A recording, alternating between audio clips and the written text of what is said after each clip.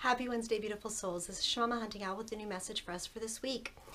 I always start by thanking you all for liking, subscribing, and sharing the videos here on YouTube, as well as the daily card reads on Facebook, Instagram, and Twitter. And thank you for sharing your energy and being part of this tribe. I also want to thank those of you who contribute to what I do here through your donations, through PayPal and also through Patreon. I do want to apologize to my Patreon people. I have not been able to put out a special little a gift for you guys this month. As you know, I've been going through my own crap on this journey and really working through my process. And I do want to apologize for not being able to do that for you. And I am going to work on it this week, getting something out special just for the Patreon supporters. So let's see, what do we have to talk about, you guys? Fuck, we have a lot to talk about. I have a lot to talk about. This is probably going to be a long video. So first, what do we want to talk about? We're coming into the new moon in Pisces on I believe Saturday morning here on the East Coast. And then we have the equinox coming up next week.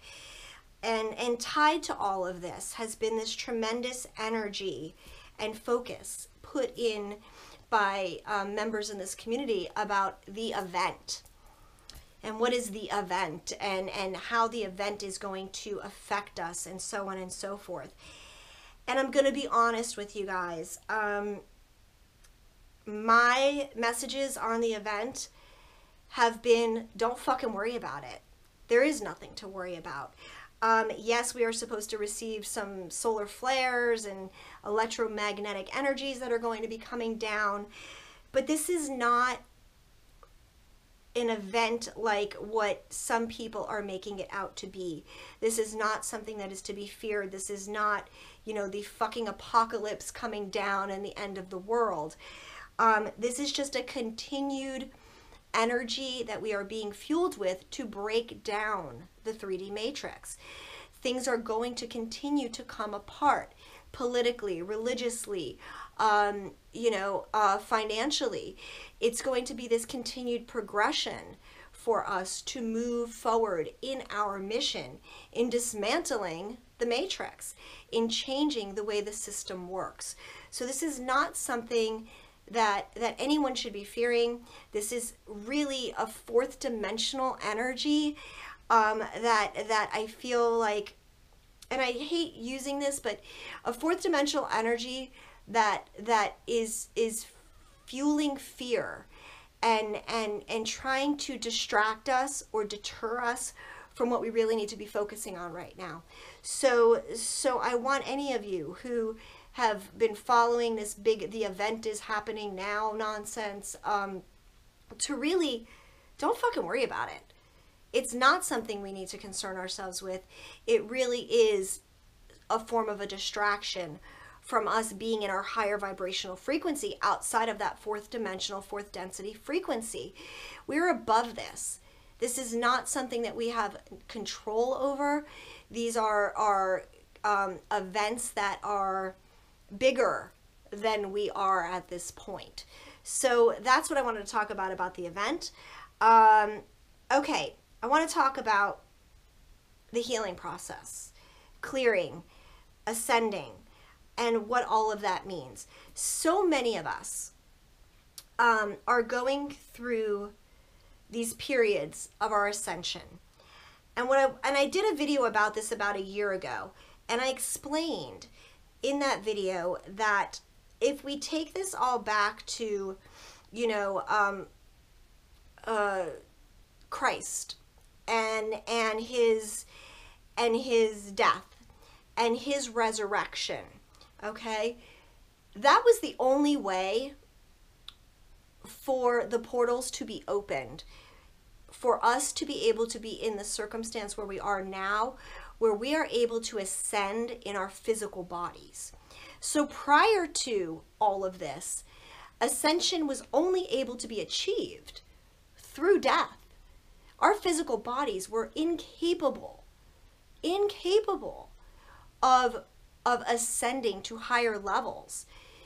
But now, in this time of awakening, we are being permitted, allowed through the death and resurrection of Christ to ascend with our physical bodies, to reach that higher level, that Christ consciousness, that universal awareness and understanding in our bodies.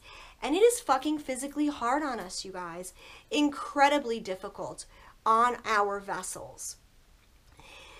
But in order to achieve these things, okay, we are experiencing these physical symptoms. And what is happening in these is that we are, our DNA, our actual physical bodies, the DNA, what makes us up, our cells, our tissues, our organs, are being restructured, okay? We need to vibrate at a frequency that is cohesive with the crystal grid. The crystal grid meaning the grid around the earth, the grid inside Mother Gaia, and our own spiritual frequency. And in order to properly align and stay balanced in that vibration of that frequency, our bodies need to be upgraded. So what is happening is we are coming into a place through all of our healing to be able to love unconditionally, to have compassion, understanding, to truly embrace mercy and grace in an understanding that we've never been able to have before. So how I want to tie this in is, you know, I always talk about the onion, okay? And each of our core wounds is an onion inside of us, okay? And as we know, onions have many layers. But what was shown to me today was we need to start looking at the onion in a different way. And an onion is smelly, and it makes you cry, and it's just not a very pleasant experience, much like our healing that we have been going through.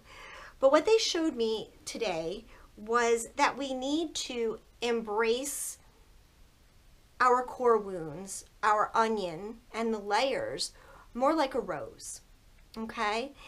And how they showed it to me was this beautiful rosebud, okay? Super, super tight. Now follow me, guys, because I wish I could have like a visual demonstration of this, but I couldn't put it together. So I want everyone to visualize a rosebud, okay? A beautiful, tight bud before it's ready, you know, just when it comes out. And that was us when we started this journey, okay? The rosebud is our core wounds. The rosebud, as we awakened, started to open, started to bloom. And as it started to bloom and blossom, all of these beautiful petals became visible. Every single petal of that rose is a unhealed part of our core wound, okay? And we don't just drop all of those petals at once. Every single thing that triggers us triggers one of those petals. And as we experience that trigger and see that petal coming forth, we are able to then heal it and clear it and take it away, okay? Now, as we continue our healing, there are more and more and more petals. And actually, you know, I don't know if you guys can see, I have my roses here, right? So they're huge roses. There's like a ton of fucking petals on those roses. And every single core wound has many, many petals that need to be healed and cleared. Now, when we heal and clear these things, we are healing them and clearing them and releasing them on 4 levels: a spiritual level, an emotional level, a physical level, and what did I miss? And a mental level, right? Mental, spiritual, emotional, physical. 4 levels, right? Now, as we address each petal, the first time we get that petal with that trigger and an experience happens in our life that we need to heal, an issue that comes to our awareness, we heal it on one of those levels. It takes considerable amount of time to clear that on all 4 levels. It is not something that happens instantaneously. Okay, it is a process. Each petal is its own journey. And that's where we're being led in understanding this. So as we peel away each petal of the rose, what are we left with in the center? After we get through all of those petals, what's in the center of that rose now that's left? Well, what's in the center of that rose is the pollen, is the seed. It is then our responsibility to take those seeds and replant them fresh, on clean, fresh, fertilized soil of our soul, and allow the new, healthy version of ourselves to blossom. And each rose has many petals, has many seeds. It's not just one seed, there's a lot of seeds. And that is what we are growing, a healthy garden in ourselves. And that is ascension. That is broadening our awareness. That is our consciousness expanding, because every seed is a new growth. It's a rebirth. And all of this takes a tremendous amount of time. And what everyone needs to understand is, now we don't only just have one rose. We have 5 core wounds for the most part that we have to heal. So that's a lot of petals and a lot of work and a lot of new seeds that need time to be planted. And the ground needs to be prepared for that. And then you plant those seeds in this beautiful fertilized newness of you. And then they must first grow. And they grow by a little tiny little, thing popping out of the seed, a root. And then it becomes a stem. And then it starts to grow a plant and a flower and so on. So the reason they showed me the rose and to stop using the onion analogy is because this journey is beautiful, okay? It's sweet as a rose. It is a experience that we have been gifted with, and it is containing the highest vibrational frequency to bring us into our ascension, into the higher realms, so we can then properly, energetically balanced, connect to our highest, greatest level of experience. So I want us to start seeing this as a beautiful rose. And I want us to continue to work through these petals and break them down, each of these core wounds, until we get to those seeds. And then we can replant and regrow and fill the beautiful garden that we have inside of us.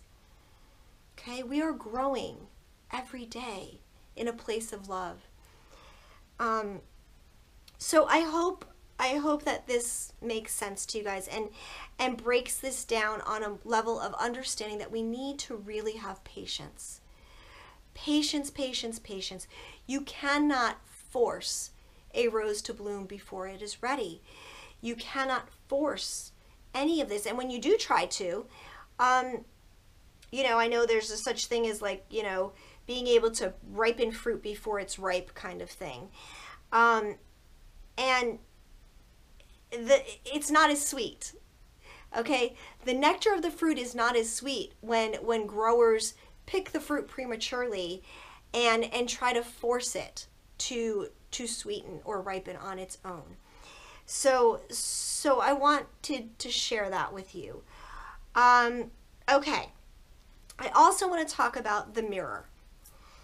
So many of us on this journey are still in a place of judging our twin, okay? Our divine counterpart.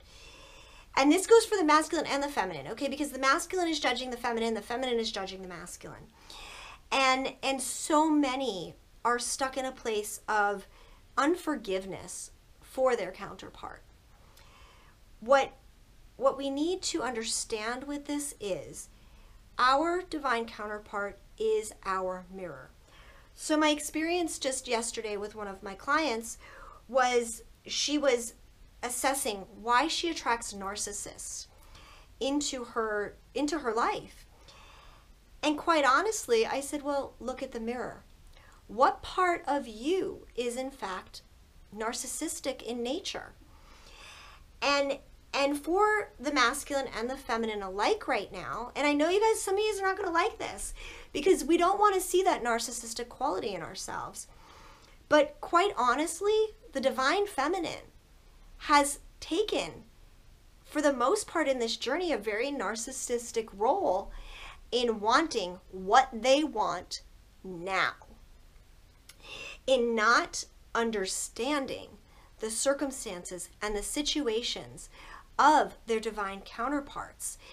And they've acted, a lot of the divine feminine have acted like a lot of really kind of bratty, impetuous toddlers in demanding certain things from their masculine because they want what they want and they want it now because we know, and yes, we do know, but we have to know with love and compassion and understanding. Anyone who has ever walked away from a karmic relationship knows how difficult and how painful that decision is, especially when the relationship is not necessarily horrible, okay?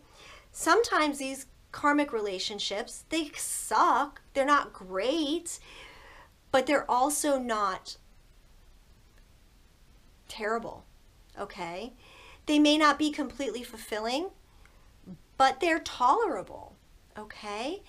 And the divine masculine is in a place where they are needing and going to assess, are they okay with staying in a place that may not be fully fulfilling to them? Or do they really want to tear their worlds apart to find complete fulfillment?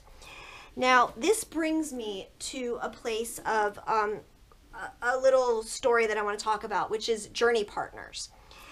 And a journey partner to me is someone who comes into your journey to help you, to learn together, to walk steps next to each other, to get each other to a place of a new understanding of situations. And I have been very blessed on my journey to have quite a few journey partners who have come in for me. And most of my journey partners, ironically, have been divine masculines. And currently, I have had the I don't even know what word to say, but the gratitude, the blessing to have a very special journey partner come into my life a couple months ago. And this divine masculine is spiritually awakened. He does understand a certain level of spirituality and healing and things like that. However, he was very clueless to the twin flame process and what all of this meant. And this divine masculine is a twin flame and is in a karmic relationship. And his karmic relationship isn't terrible. It's not completely fulfilling, but it's not bad either. He knows there's something missing. He is well aware that there is something missing. However, he is caught in this place of fear of the unknown. So let's talk about the divine masculine for a minute and how they think. Men are strategic. They are planners. They are logical and practical. Shit needs to make sense to them on paper. They need to see a direct, this is my plan and this is what will happen. But on this journey, we don't have that, okay? We really don't know beyond a reasonable doubt where any of this is truly taking us. And for the divine masculine, them feeling powerless and not in control of what could happen, of that unknown, leaves them in a place of fear and feeling really uncomfortable. And so they're weighing the things that are uncomfortable but they're used to versus uncomfortable and they don't fucking know what's gonna happen. And they really don't know what it is that the divine feminine wants from them. Okay? They don't understand how to serve the divine feminine in the most positive of ways, in the most beneficial of ways. They don't understand this. So it scares them, that fear, that unknown, because they don't trust. They don't have blind faith. They need to learn that. You can't force your divine masculine to choose you. Your divine masculine needs to choose themselves, their highest good for them at that moment in their experience. And only they can move themselves into a place of saying, fuck this. I just have to trust that I can be true to myself and be open to experience whatever is going to be brought before me without fear. Okay? So I want to thank you, my dear friend, and you know who I'm talking about, for walking this journey with me, for being part of my life and helping me learn from you and your process so that I can share that with the collective. So understand, be in a place of compassion and understanding for what they are going through. This doesn't mean that everything that they've done is okay, or if the things that they've done have hurt you, you know, you shouldn't feel, because we're fucking human, we feel hurt. But step into a place of understanding where that is coming from. You know, I walked away from a marriage back 10 years ago almost now. 11 years ago now, where I had money and I had security and my husband wasn't around very often, so it was very tolerable. My life was super happy when he wasn't around. But when we were together, you know, we had good moments and we had some really, really bad moments. And it took me probably 2 years before I was able to choose myself and realize that what was happening did not serve what I felt I deserved for the love that I needed and the things that I wanted to attract in my life. And that was a lot, because my life became a fucking shit show for 2 years. When I separated from my husband in 2007 until 2009, it took for me to get divorced 2 fucking years. It was a fucking battle. And I had to choose to completely wreck my life, not knowing how it was going to turn out. But I had to get to the point where I had enough. I had enough. I felt my soul dying because I wasn't fulfilled. And that's where the divine masculine has to still get you guys. They've got to feel that loss, that emptiness. That is why it is so important for the divine feminine at this point, which is what I've been talking about, to walk away, to let go, to allow the divine masculine to not feel us supporting them necessarily. They know the love is there. They just need to get to a place where they are so uncomfortable in their own skin, in their lives, in their soul, that they choose to do this for themselves. And then they can be open to all the new experiences that they will have. So be compassionate. Show some empathy. Show some grace and mercy on their experience, because again, they do not understand any of this the way we do. And that doesn't mean that you hold on to the attachment, and that doesn't mean that you still hold on to that longing. Let them do their path. Let them do their journey the way they need to do it, because it's the only way they're going to learn for themselves. What's the saying? You can teach a man to fish, or you can give him a fish, or whatever the fuck that is, right? By us holding them constantly in that space of love and continually flooding them with our love, all we're doing is making them more comfortable in their karmic situations. By withdrawing that, not taking it away completely, because it's always there. Even in separation, even in the fact that I've let go and surrendered, whatever's going to happen with my twin is going to happen. I still hold a tremendous amount of love for him. And I always will, regardless of if he ever is in my life or not. But that doesn't mean I sit here and I energetically continue to put myself into his field, because all that does is allow him to feel comfortable where he still is. And that's why this distance, that's why this releasing of attachments is so important right now.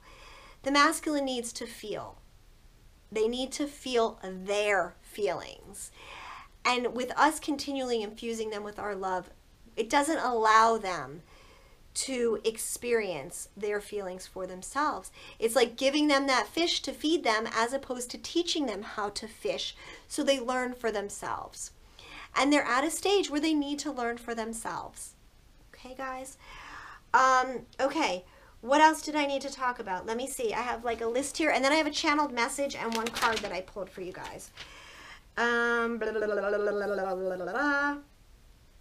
Okay, wait, let me see.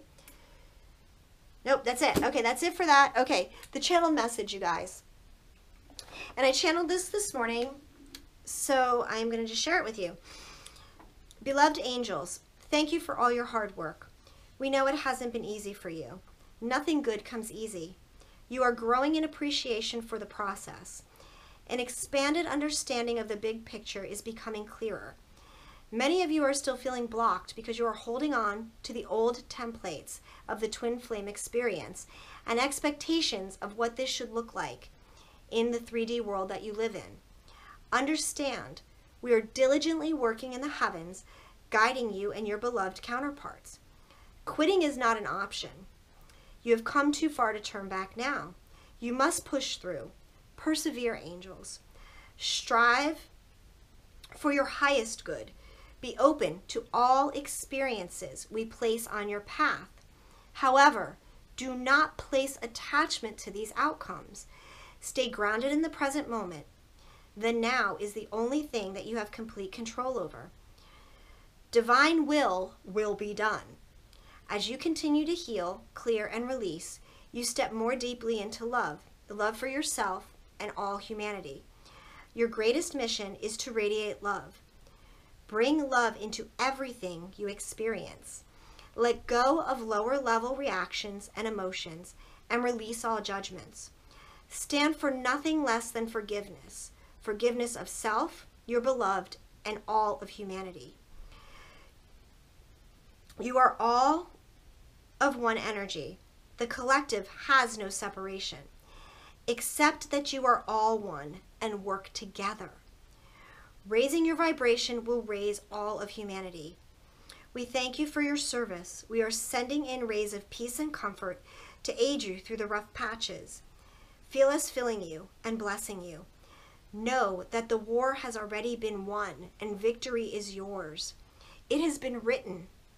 Your timelines are adjusting accordingly. Be patient. All is unfolding according to plans. Fear not. Your destiny is opening up. Embrace it. Stay faithful, angels. Thank you. Thank you for that message. Okay, so the last thing I want to do is I pulled one card for this week. And it was from the Magdalene Oracle. And I need my glasses again. And this, you guys, is just so fitting because it's the Resurrection card. Okay? And I want to read from the book for this because I don't normally do that, but I was guided to share directly what the book says on this. Okay. Resurrection. It may seem like nothing is going your way at the present. A vision, plan, or dream seems to be fading beyond your reach, and this has left you feeling confused and disheartened. Yet remember that a higher force lovingly governs every event in your life. This force is the light of your soul, which is full of infinite wisdom. The disappointment you presently feel is your soul's way of helping you to reassess your plan. Your dream is valid and sound, and you deserve to see it fulfilled. However, actualizing your dream may require a change of plan or a different approach. Check to see if the plan that you have adopted truly aligns with your values and your heart. The new approach will soon become evident, an approach that will feel right in every way. So don't give up now. Keep an open mind, and you will accomplish all that you have ever hoped for. New inspirations are often born in the midst of despair, and sometimes we must surrender our old ways of thinking before a new way is possible. So that's what I'm talking about, guys. That plays into everything that we've just talked about. Surrender. Don't expect everything to look the way you think it should look in the 3D. Because there's this amazing thing that happens, that when we release what we think things are expected to look like, things can come up on their own, okay? You know, assumptions and things like that really get us into trouble. And we need to release and let go of all of that. We are resurrecting. We are ascending. Be open to all the possibilities and take advantage of everything. Everyone and everything that is put in your path, because it's all there for a reason. Explore the options, explore the opportunities, because you never know where those things are going to lead you. Okay? So with that, you guys, I'm going to end. I hope you all have a beautiful, wonderful week. Again, the new moon, manifest, manifest, manifest. Create the future you want. Be in a place of love. I'm sending you guys so much love and light. Gratitude and blessings always, beautiful souls. I love you guys. We'll talk soon. Bye-bye.